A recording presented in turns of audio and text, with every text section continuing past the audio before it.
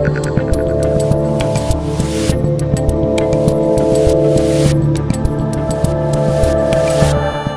Dave Rubin. This is the Rubin Report. It is February 14th. Are you feeling the love? It is Valentine's Day. I hope you eat chocolate and get laid tonight.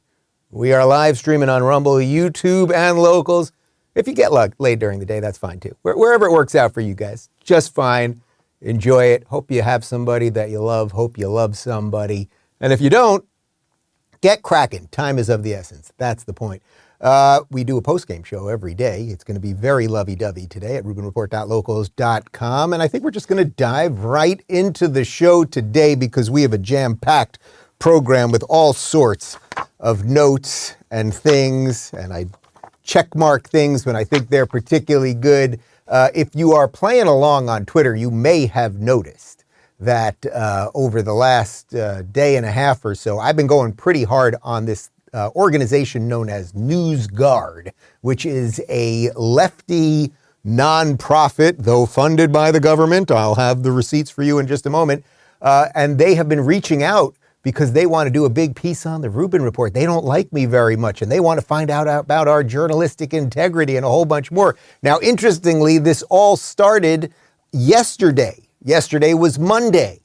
Now, you've never heard me talk about NewsGuard on the show, except that on Friday, last Friday, Marissa Streit, the CEO of PragerU, was on our panel show with Viva Frei and David Sachs, and she mentioned how NewsGuard, funded by the government, has been going after PragerU. So interestingly, that is the first time they've ever been mentioned on the Rubin Report, and then Monday morning, we get an email, they're looking into us. Well, I am not taking it lying down, and I have gone off on these freaks and losers, and today I'm going to destroy them. But before I do that, I want to talk to you about leaky guts, okay? And then we'll get to the destruction.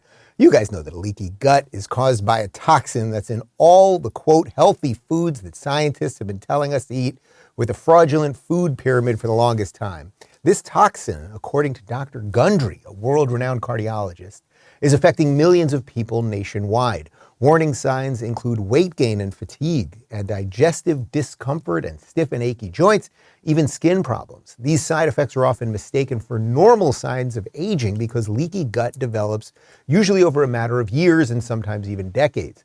The good news is this can be easily fixed from your own home. It's very simple. You just have to know which foods are actually healthy and which contain this hidden toxin. After years of research, Dr. Gundry has decided to release an informative video to the public for free. Do I have a website to send these fine people to? We're going to post a link in the description down below. It's gutcleanseprotocol.com/Dave. There's the doctor with an avocado. Avocados are good for you. There you go. All right, so I want to really get into the collusion, and what I always tell you guys is the lie laundering between the nonprofits, the NGOs, the government, big tech, big media, how they have pushed so much nonsense on us. And then the few people that push back, they label misinformation experts. Well, no, they don't label us misinformation experts. They say they're the misinformation experts. They label us misinformation and disinformation, I don't know, assassins or something like that, while we try to push back on their drivel. And it's happening faster. It really is escalating very, very fast. The level of nonsense and our ability to basically expose their lies and everything else. So I want to frame all of this around a funny thing we saw on CNN. CNN, which of course is unintentionally funny. There was Don Lemon, and you remember Don Lemon, he had the nighttime show, nobody was watching, so instead of firing him, they gave him the morning show. Now the morning show has the worst ratings, I think, in CNN's history, but Don still gets up there with his fake newsman glasses, pretends to be a journalist. Here he is discussing, you saw it, we played a clip yesterday, at the Super Bowl, very, very scary stuff. Do we have any kind of warning for this level of scary stuff? Do we have any scary, we don't have a Halloween warning or a scary sound? It was very, very scary, so please, I'm warning you. Elon Musk was sitting in a box with Rupert Murdoch. This is freaky, scary stuff, and Don's not happy about it. System, and you see Elon Musk and Rupert Murdoch sitting there together, that gets people to wonder. And for some, it is confirmation that, see, that's why he shouldn't have done the interview with Fox. They're all in collusion, out to get Joe Biden and liberals and the administration.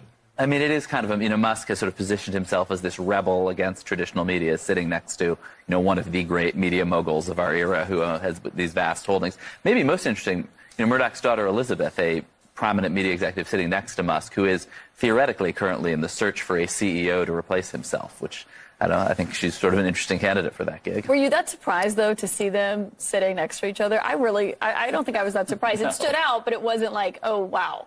No, it seems like the most predictable thing in the world. I was kind of surprised that they actually, they actually did it, because it's a little frightening, I must.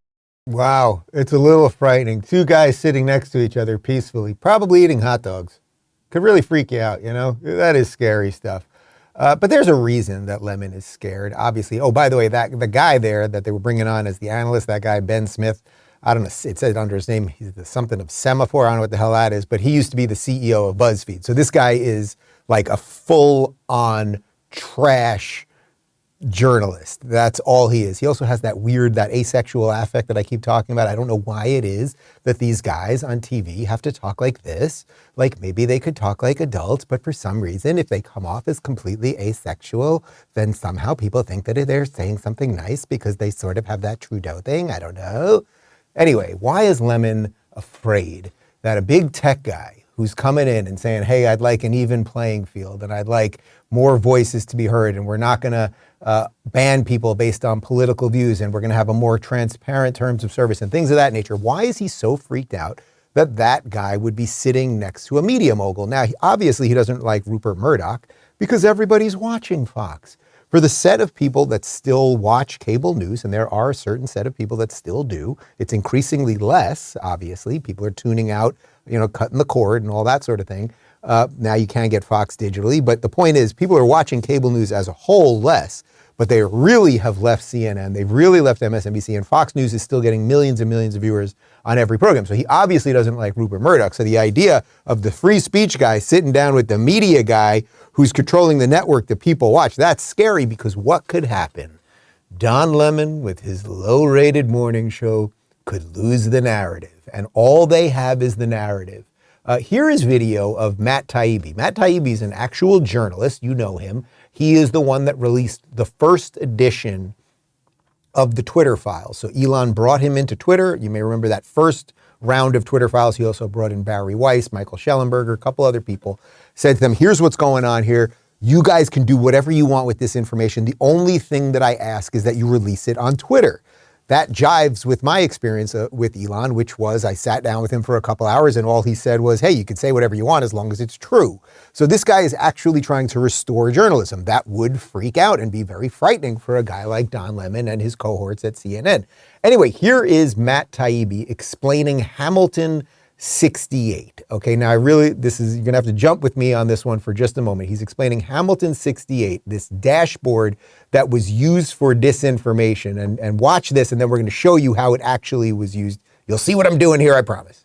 Yeah, so the key here is that they built this tool called the Hamilton 68 dashboard that purported to track Russian bots. Again, it was based on 644 accounts, which we now know are mostly organic accounts, mostly real people, mostly in the West. But they would say these accounts are now following, let's just say, the hashtag Fire McMaster, or hashtag Release the Memo, or hashtag I Stand with Laura, or hashtag Parkland Shooting. And then you would see a flood of news stories come out in the next day, maybe in the New York Times, maybe the Washington Post, maybe CNN, maybe MSNBC, that would say Russian bots are supporting this hashtag. In reality, there were no Russians, or there were very few Russians, let's put it that way. Most of these were actual real Americans who were just doing ordinary conversations on Twitter. So Mike Morrell, let's look at those four again.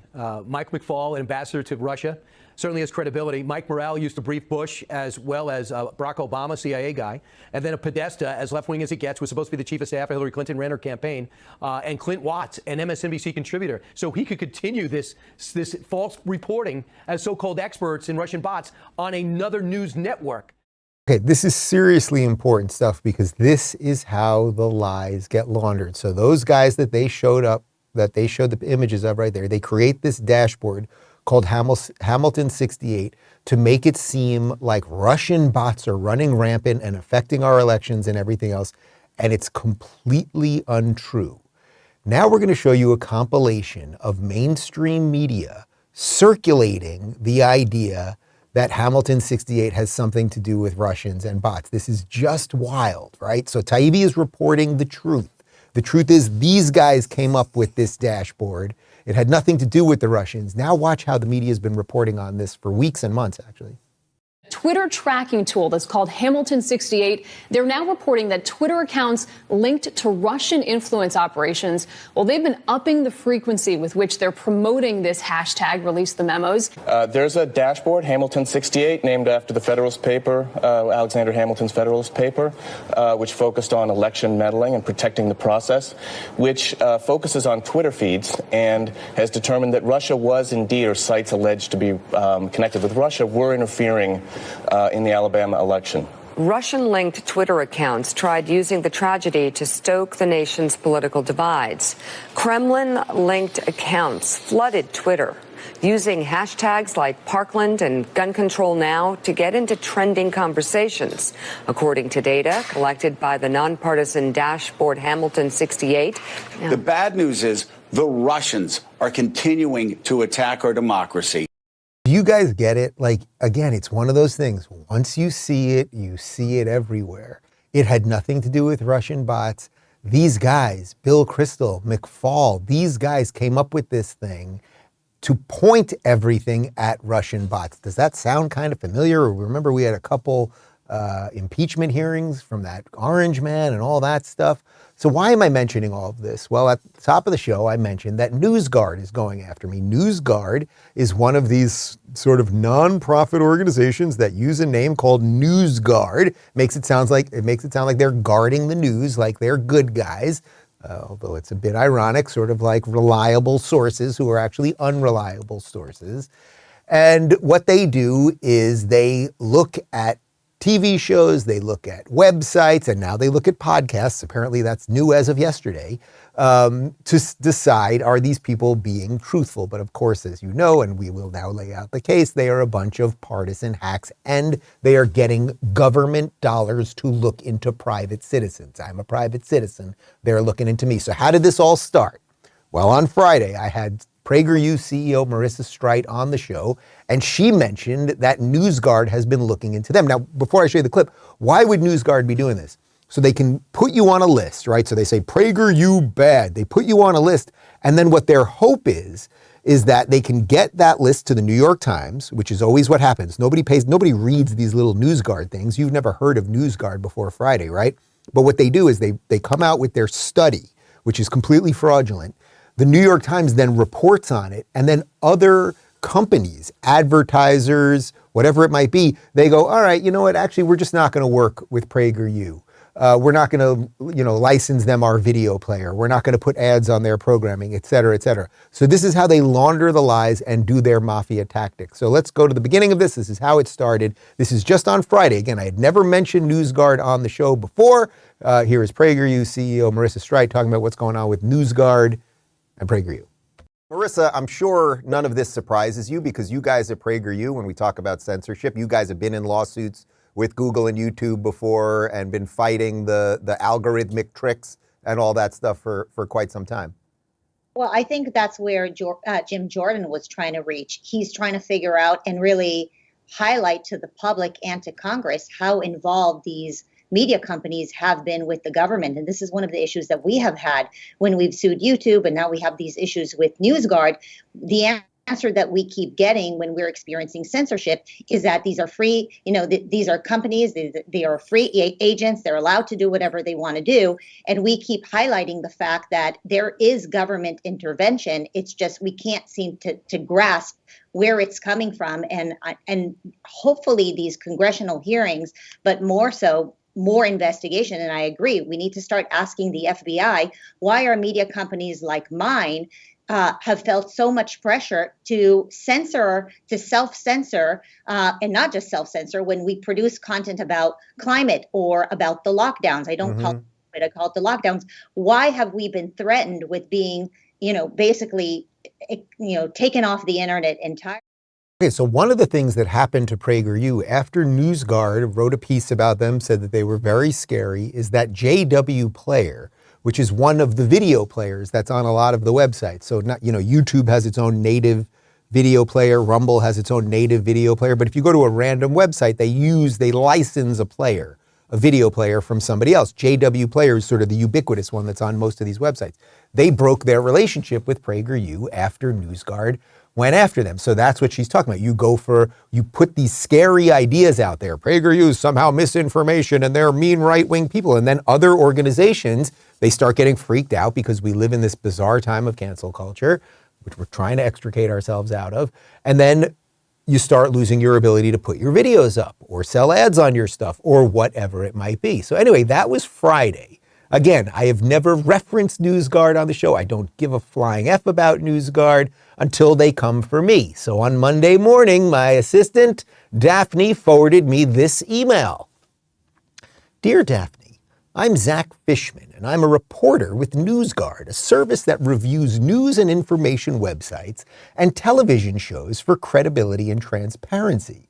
These reviews, which include a written summary and a checklist of criteria, are intended to help readers have more context for the news they consume.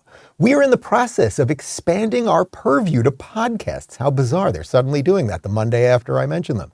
And I'm currently writing a review of the Rubin Report. Is someone available to answer some questions I have about the content aired on the show? As a heads up, we incorporate quotes from our correspondences into our published reviews, so this conversation should be considered on the record. Thank you. In essence, mafia tactic. You have a very nice podcast, don't you, over there? Be a shame if anything happened to your podcast, so you better play ball with us. So once Daphne forwarded me that email, she said, how would you like to handle this? I thought about it for about 12 seconds, and then I tweeted this. I found the guy on Twitter.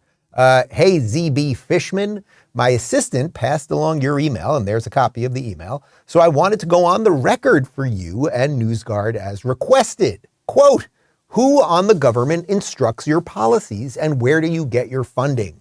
Your mafia tactics won't work on me. Print that. It's on the record. Poop emoji, clown emoji. End quote. So first off, I really hope when they do the report, the poop emoji and the clown emoji get in there. That really was the key to the whole thing. Anyway, that got a lot of traction. Okay, people start retweeting it, commenting on it, because people have had it with these people. People don't want this nonsense. Organizations that are funded partly by the government, we'll get to that in a second, and then all these, left-wing NGOs and nonprofits, they funnel all of this money to silence anyone who is outside of the narrative. So Zach Fishman responded to Daphne. He sent another email. Hello, Daphne. I've seen the questions that Dave Rubin posted on his Twitter account. To answer them, NewsGuard is editorially independent and does not receive instructions from the U.S. government. Notice he didn't say they don't receive funds. We'll get to that in a minute. You can read more on Why Should You Trust Us page of our website. For information about NewsGuard's funding, see our investors page. I've written out my questions for the Rubin Report below if Rubin or anyone else at the show would like to provide comment. So now I had Phoenix go into this email. He wanted to know a zillion things about the show and what I've done. So I'm just going to read a couple of these. Now, can you put the camera back on me for a second? Before I read this to you guys, I've said a million times on this show, I am not a journalist. A journalist is a fact finder out there on the street, traveling, trying to talk to direct sources to tell an honest story. What I do is I see the news, I ingest it, and I tell it back to you guys. I clearly have my opinions, like I am not pretending. I think the difference here, the difference between, say, me and a Don Lemon also talks to the camera, tells people the daily news, similar to what I do, but I'm not pretending that I'm impartial. I'm telling you what my opinions are. My evolution is very much out there. We did that whole 25-minute video last week, the 4 videos that I've done for PragerU, completely talking about how I've evolved politically. I make it clear when I'm supporting a candidate or when I like somebody or I don't like somebody. My cards are completely on the table here. So now a couple of the comments that Fishman wanted to know about the Rubin Report so that they could write their very negative review so it could get in the New York Times and then people would stop working with us. I noticed that discussions of significant issues on the show are dominated by conservative opinion with the podcast regularly neglecting to provide alternative viewpoints on these topics. I've listed some examples below. Do you believe that the podcast overwhelmingly airs one-sided commentary? Well, come back to me for a sec. So first off, I try for a long time. When I was on the left, I was getting people on the left and the right on. Once I started bringing people on the right on, all the lefties started screaming that I was a homophobe and a bigot and a racist and a transphobe and everything else. So it is increasingly difficult to get people on the left on. That being said, I don't know if you've seen it yet, but we just did an interview last week. We posted part 1 this morning with my buddy Pete Boghossian. Pete is a lefty, a liberal. He watched the State of the Union address and thought Biden did a good job. And we sat down and agreed to disagree, but we went into each of our opinions on that. Anyway, I can do my show as I see fit. But what this guy is trying to do is he wants to be able to write a scary Rubin, scary right-winger, don't work with Rubin. Next up, on the 11/5/22 episode, Rubin interviewed Republican gubernatorial candidate Tudor Dixon, openly supported her candidacy while criticizing Michigan Governor Gretchen Whitmer with her, and did not present the perspective of any Dixon critics in his questions. Well, I interview people the way I see fit. It's my fucking show. My name's in the title, dude. Come and get me. Number 4. That was ineffective. I feel like that was, because I'm trying to with the F-bombs, but that one I felt was like, we know whose show this is. All right, number 4. I found multiple instances when Rubin said that the COVID-19 vaccines don't work. I got one more for you, Fishman. They don't work. There, I said it today. The Valentine's Day, February 14th. For example, on the 131.23 episode, while discussing a poll showing how low enthusiasm in Australia for the 4th dose of COVID vaccines, Rubin said, the vaccines don't work. None of this works. Do you guys get it yet? Yes, while I was talking about the 4th vaccine that they want these people to get. And on the 123.23 episode, while discussing a 2021 Australian government advertisement that depicted a gasping woman on a ventilator and promoted COVID-19 vaccines, Rubin said, that was the government doing that to their own people. Get vaccinated. Now it turns out vaccines don't work. Yes, they don't work. Vaccines do not stop you from getting COVID nor transmitting COVID. And there is no widespread evidence that you will get lesser COVID if you are vaccinated. Actually, I just had Robert Malone on, who is the inventor of mRNA technology, and he thinks it's degrading people's immune systems and they are going to get far worse vaccine injuries than we're even seeing now. So a little bizarre. It's interesting, though, he didn't reference any of the episodes where I provide receipts for my vaccine comments and all that. Here's another one, and then we'll stop belaboring the point. I think you're getting it. On the 4/24/22 episode, guest Carrie Lake claimed that widespread fraud caused Arizona's electoral votes to be stolen from Donald Trump in the 2020 election. Without pushback from Rubin, she said, we've had millions of election files deleted. We've had election and state laws that were broken. We've had 740,000 ballots that contain no chain of custody. President Trump, I believe, won Arizona by a landslide. Well, I'm an interviewer, and I interviewed Carrie Lake, and those are her opinions. And she fought very hard in her election, which was subsequent to that. In her own gubernatorial election, she fought very hard. It doesn't seem like it's going well through the courts, but she is entitled to her opinion, you douchebag. Everything she said, in essence, she believed to be true. I don't fact check people in real time. If someone says something like completely egregious that I know to be untrue, I can mention that. But I am an interviewer. Are you saying that every interviewer should sit down with someone and be fact checking them live in that moment? And by the way, she literally, Carrie Lake literally said, in my opinion. So anyway, he sent those questions. And again, because he said everything's on the record, I'm thinking, why would I respond to this on an email? Let's roll, dude. Let's do this publicly. So here, in this one, I was a little saucier, I think. Hey, ZB Fishman, got your follow-up email. Once again, I'll respond in public and on the record. You're not a journalist. You're an activist rat. I do my show as I see fit. Don't like it, don't watch. And get a life, you obsessive dork. Please print that verbatim. Thanks. I know. everyone is like, I get it. Am I being like a bit much here? But I don't think really, because these people have to pay for this stuff. Enough of this. So, all right, NewsGuard, you seem to want receipts about things. You seem to want, and Fishman and you Media Matters losers and you Southern Poverty Law Center freaks, you're all watching this trying to figure out how to take me out. So let's just roll through what it is you guys are doing over there at NewsGuard. Well, PragerU also is not just sitting there and taking this crap from them. So they have a page on the PragerU website that explains what NewsGuard actually is and who they're partnered with. And here we go. You're going to love this one, guys. Who's behind NewsGuard? NewsGuard is partnered with big tech companies like Microsoft, big pharma like the PR firm for Pfizer, the maker of the COVID vaccine, government agencies like the Department of Defense, and even teachers unions like the American Federation of Teachers to, quote, combat disinformation, especially around COVID-19 and elections, according to the World Economic Forum. They want to control the narrative on any and every topic, from climate change, COVID-19, treatments and vaccines, to elections, Planned Parenthood, and the WEF, to name just a few. So now this is really beautiful. So I tweet all this stuff out, right? And this guy, he has no followers. NewsGuard has no followers. But again, they're not trying to get this out there via Twitter. What they do is they put these false studies together, and then their cohorts in the New York Times literally print it in the New York Times, and then Democrat politicians run around saying, you see, disinformation, misinformation, we have to censor more people. So anyway, my tweets were catching fire.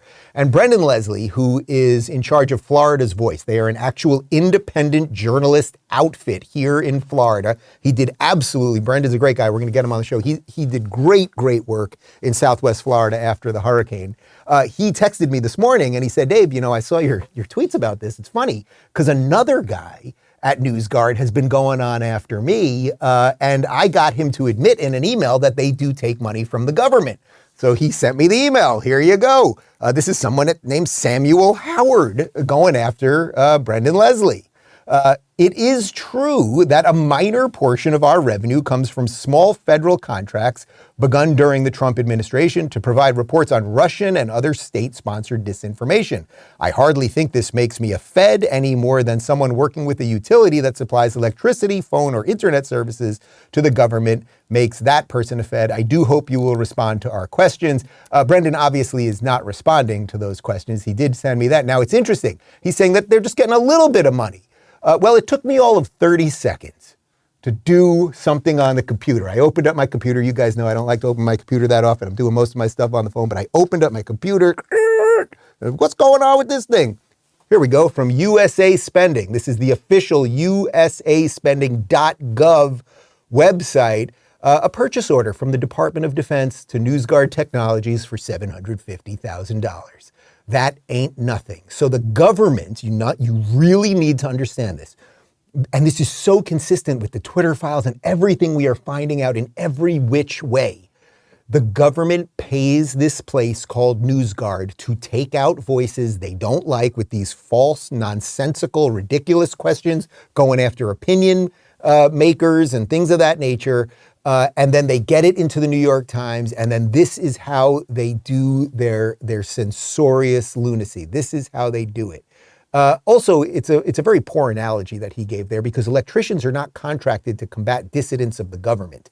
Electricians generally, they connect things so that you get power to your TV, for example. But this is happening everywhere, and it's bursting forth all over the place. I saw this tweet by Gabe Kaminsky this morning. New Disinformation Inc., the State Department-backed National Endowment for Democracy, granted over $315,000 in 2021 to the Global Disinformation Index, which is secretly blacklisting conservative news. So you can see, guys, this is happening all over the place. Also, my buddy Clay Travis, you guys know Clay Travis from Outkick.com. He had a long thread this morning. The Brookings Institute has been funding all of this research going after him and Buck Sexton. Clay and Buck, they replaced Rush Limbaugh on the radio, so that's a real threat, right? Because they have a counter viewpoint than the predominant, let's say, left-wing liberal viewpoint that these people want out there. So the Brookings Institute has been going after them with a well-funded attack, and it's like, we must expose this nonsense. It still is confusing these people. It still is confusing your friend who doesn't watch this show, doesn't listen to Clay and Buck, but they, you know what they are? They drink their coffee on a Sunday morning with their cat on their shoulder, and they read the New York Times because they're very bright while they're sitting on the Upper East Side, and they go, my God, honey, you're not going to believe this. NewsGuard said that Dave Rubin is a mean dude. We best not watch his program. And that is the way they enable the nonsense. And when you wonder why reality is so disconnected from what we're getting in the media, this is exactly why. And the fact that NewsGuard is connected to the World Economic Forum, which gives me a heck of a segue. We're going to show you Palpatine himself. Here is Klaus Schwab saying that the world will no longer be run by the USA. Instead, he's got plans for the WEF and BlackRock. Okay. Who will really command the fourth industrial revolution and its technology like artificial intelligence? What's your sense of who's best placed at this time to lead the world into the fourth industrial revolution? Because you pretty much created this term. We're seeing the kind of technological strides that China has made with Huawei, with the 5G technology. Do you believe that this could potentially be China's time once again? We should make here again let's say a differentiation. On the one hand, we have state capitalism. On the other hand, we have shareholder or private capitalism. So it's a clash between two systems. I believe that state capitalism in the short term provides certain advantages because you can mobilize in a concentrated way a lot of resources to reach a specific objective. But I believe that the future is not state capitalism or shareholder capitalism. The future is what I call stakeholder capitalism, which is combined with the social responsibility. The last line there is the really scary part. Stakeholder capitalism is combined with this idea of social responsibility. This is ESG. We've done several shows on this. Glenn Beck wrote a fantastic book on it. I had Vivek Ramaswamy on to talk about it. This idea that these companies, and this is what fascism is, when governments work with giant corporations to instill a political belief on the people, and that's what they're doing. So they get these diversity, equity, inclusion boards at all of these big companies because they're being socially responsible, as ESG wants, as Klaus Schwab, Palpatine wants, and then they hire based on race and sexuality and gender, and they make sure that, oh, you've been vaxxed, so maybe you'll get a promotion. You weren't vaxxed and you're white, you're kind of out, man, and a whole bunch more. This is exactly how it's working. And what he does, this Klaus Schwab guy, who of course is unelected, has no, in the reality of how things are supposed to work, should have no power over your life. He also comes off as a complete cartoon character. If you were making up the idea of the evil guy, the evil world leader, I mean, it's him. The accent, it's all just perfect. It's him.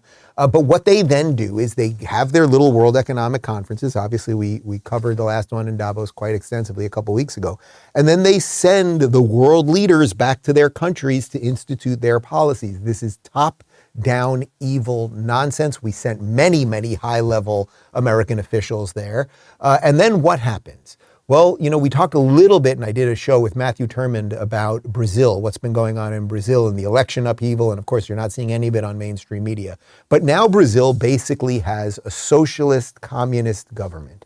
Okay, there has been a complete takeover and freedom is hanging on by a tenuous thread at best in Brazil. Here is their new prime minister. He is a leftist socialist, Lula, saying that you will not be able to receive financial aid if you are not vaccinated. And I think you will see how these things are all connected. Behave the way we want. As Klaus Schwab said, there's a social component to this. Get vaccinated, you'll get stuff from us. Don't get vaccinated, maybe you can't shop there. Maybe you can't get a mortgage. Maybe you can't get the car loan, etc. Take a look. Pelo amor de Deus, a gente não pode ser ignorante a ponto de achar que não vale a pena tomar vacina.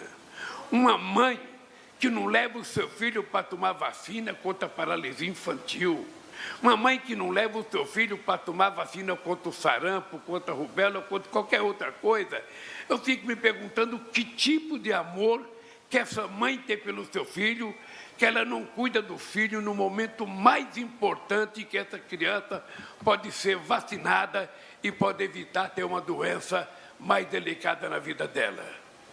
Agora vai começar a campanha do Zé Gotinha. Sabe? Agora vai começar. A gente não pode vacilar, a gente não pode brincar. É uma questão da ciência. Eu, se tiver 10 vacinas da Covid e 50 para tomar, eu tomo tantas quanto for necessária, porque eu gosto da minha vida. E eu acho que cada um tem que gostar da vida dos seus filhos, levar as crianças na idade certa.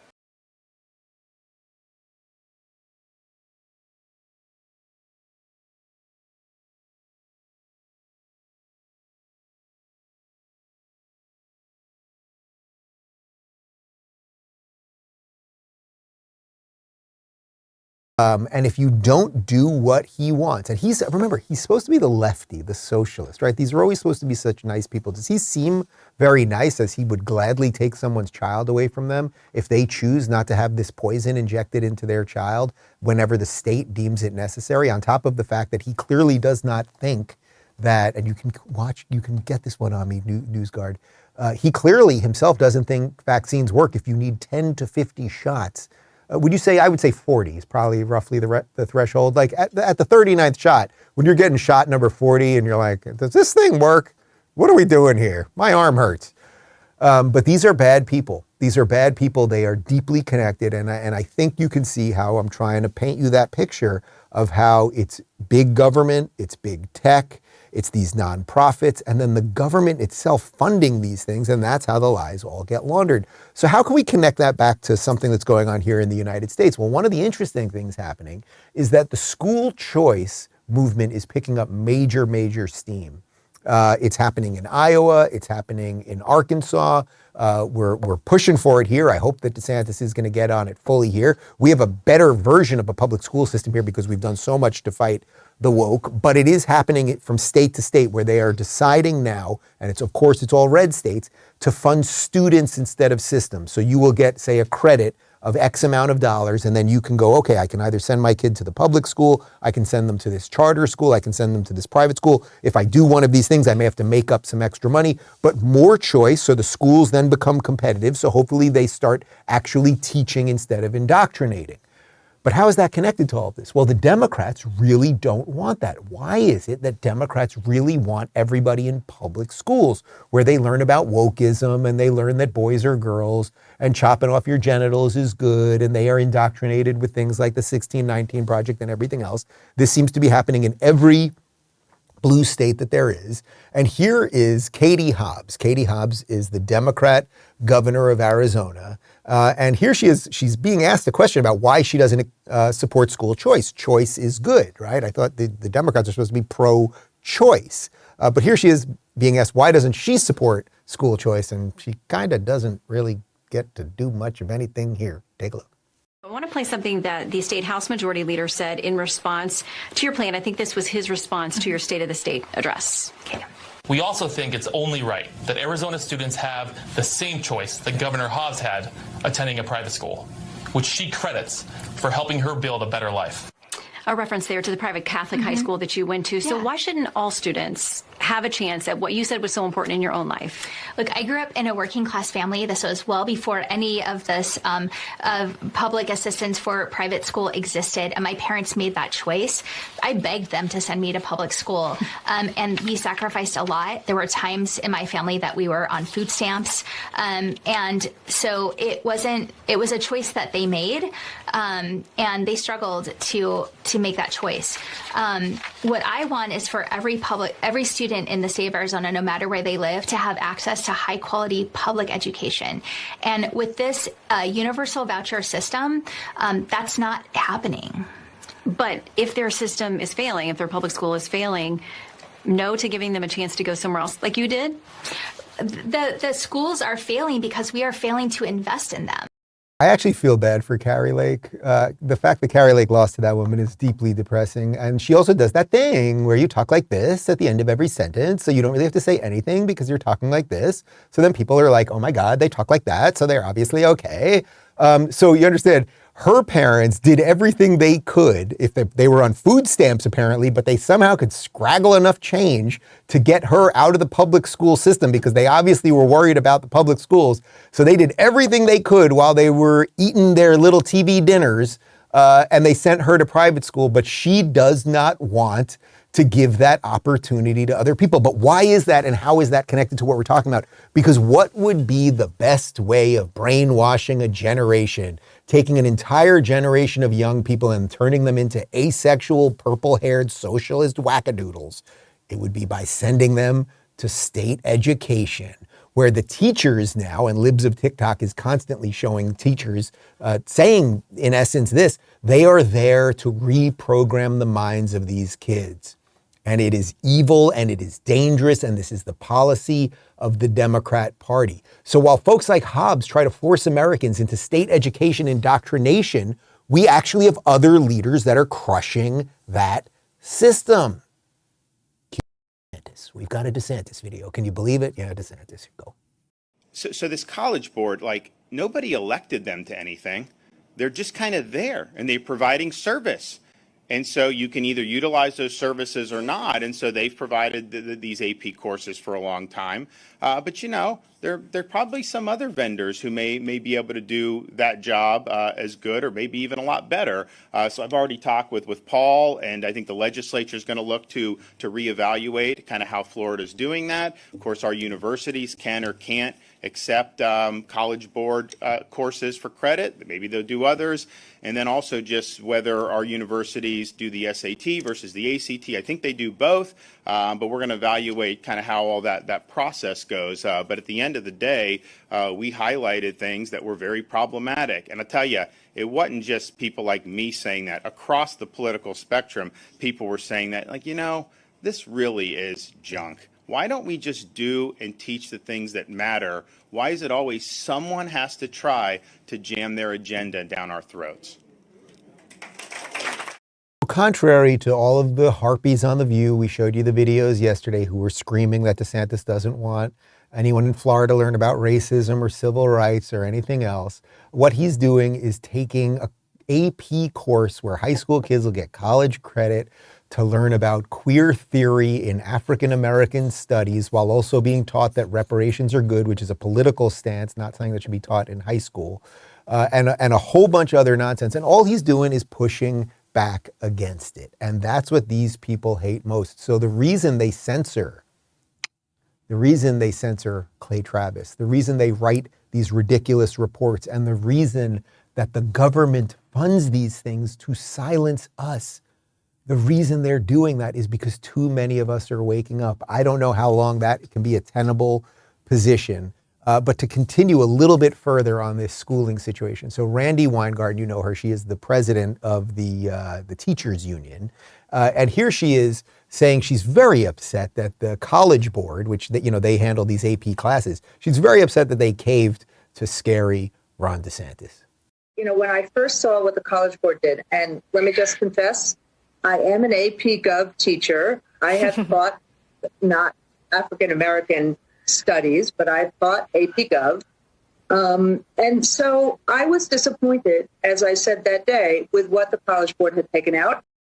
Oh, so she was disappointed because she wanted AP African American Studies to teach gender queer theory. If you were to teach, I took AP Government.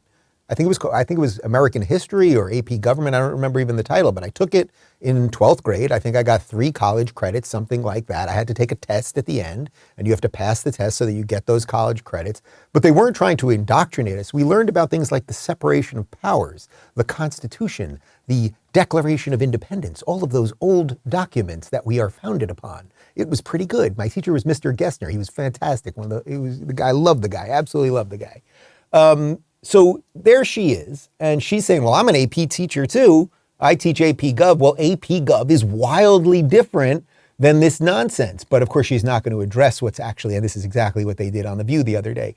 They never address what's actually in any of the things. They just go with the bumper sticker thing. Don't say gay. Well, I'm going to say gay. Nobody's telling you not to say gay, lady.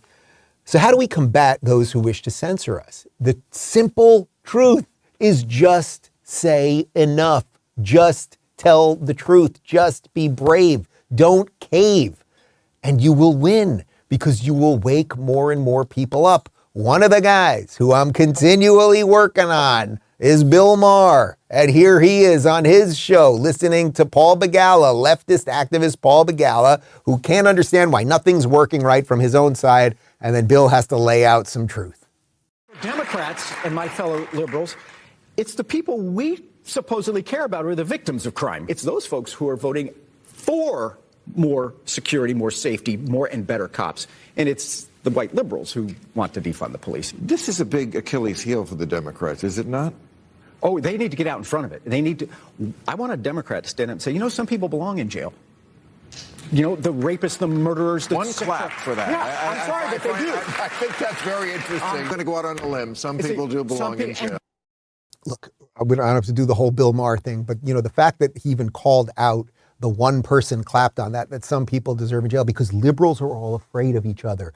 If 5 people had clapped, then 20 people would have clapped, and then the whole audience would have clapped on that. But there was one sane, probably conservative in the crowd. He hears, oh, rapists should be in jail. That's pretty good. Anybody for rapists in jail?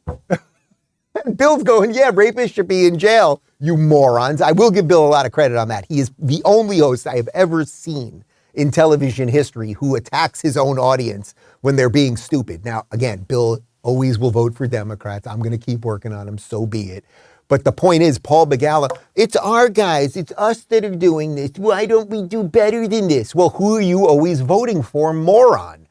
So Bill needs to join the team. Join the team, man, that rewards those who protect us, but are constantly hated on. The team that rewards the people who are keeping society going while the other side decides to burn the whole thing down. We got more DeSantis. Yeah, he's hiring more police officers and giving them bonuses because they all want to move here since they don't want to live in New York or Cali anymore. I asked the legislature in this legislative session, we need to do bonuses for law enforcement. Someone defund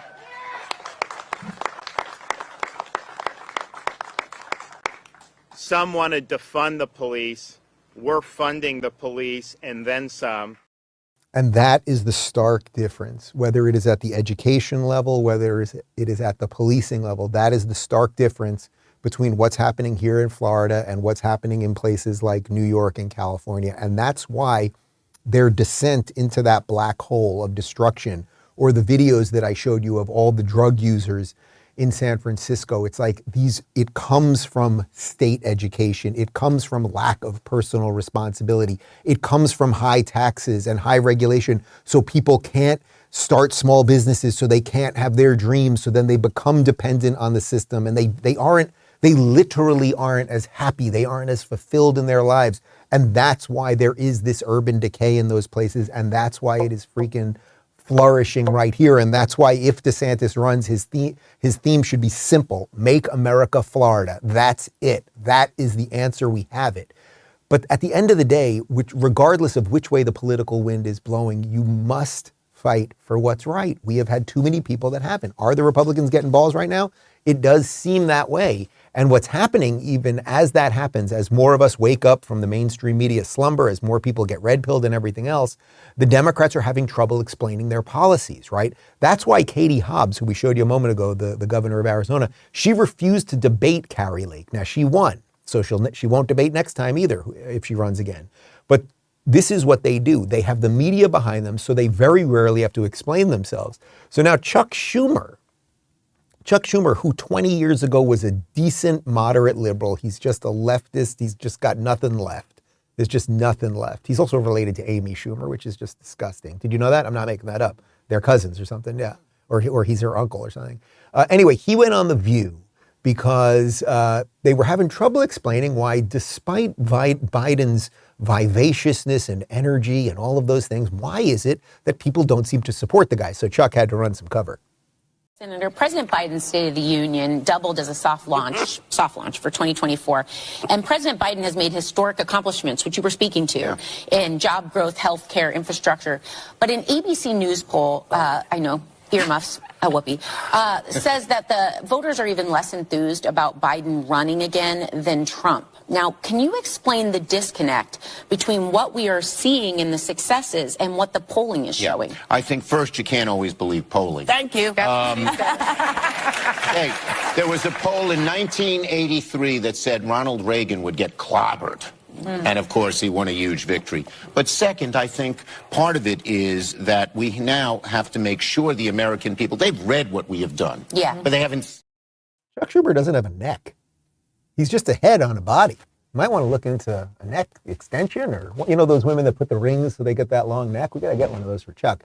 Okay, so fine. You know my feelings about the polls. You don't always have to believe in the polls. But what I thought was interesting about that clip is, you see, they're not getting the results, right? They see that people aren't into the Biden thing. Okay, he stood there. He didn't collapse. His brain didn't explode. So be it. But they're not seeing enough people just falling for it, on top of the fact that him running as an 84-year-old or whatever it be would be the most giant, ridiculous farce of all time. There already is a massive conspiracy running in the White House, which is that they drug him for these things. There is no doubt about it. It will come out one day. NewsGuard, you can watch this show right now and say, Dave Rubin says that they're drugging Joe Biden. And yes, they are drugging Joe Biden. I don't need the receipts. It is obvious, okay? There is something wrong with him. If he was your grandfather and constantly babbling and confused and shaking hands with ghosts and telling stories that made no sense, you would say, Grandma, or you'd say, Mom, can we get Grandpa to the doctor? Okay, so we know something's not right there. But what's interesting about that clip is they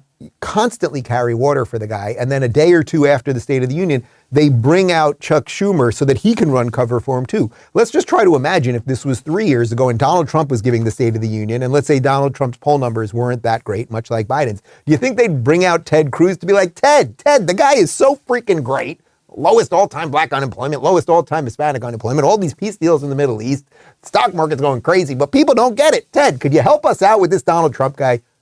You got it, guys. You got it. One day I'm going to do a show where I just point at the crowd. I'm just going to point at the camera and people will understand what I'm saying by that, because that's, I think, how sharp our audience is. You know, with certain, I can give you a look and it's like, you got what I'm saying. You get it. You're wise people. That's why you watch the program. If you'd like to join us for the post-game show, please do join right now at rubinreport.locals.com. We'll be live in about 30 seconds. If you have not subscribed yet at rumble.com/rubinreport, go ahead and do that. Our full interview with Robert Malone is up right now, part 1 with Pete Boghossian, all about political differences and how you can maintain a friendship throughout that. Because as I said, Pete and I watched the State of Union, not together, but I'm watching him live tweet it, and he's telling me how great Biden is, and I'm going off on Biden. And then coincidentally, I had him on the show. He was in studio here in Miami the next day. So we just released part 1 on that. How can you maintain friendship with people who you just see things in such a different way with? That's what Pete and I did for about an hour. I think you'll enjoy that. And then later today, my full interview, it's about a half hour with Spencer Klavan. You guys know Spencer. He's on the panels quite often, son of Andrew Klavan from the Daily Wire. He just wrote a new book all about how to save the West. He's really a great thinker. I think he's got a bright future in front of him. That will be up later today. We leave you with a cold close, and I'll see you momentarily. But look, my number one priority is saving lives. Saving lives. That has to be my number one priority, and it has since the time that I took my oath.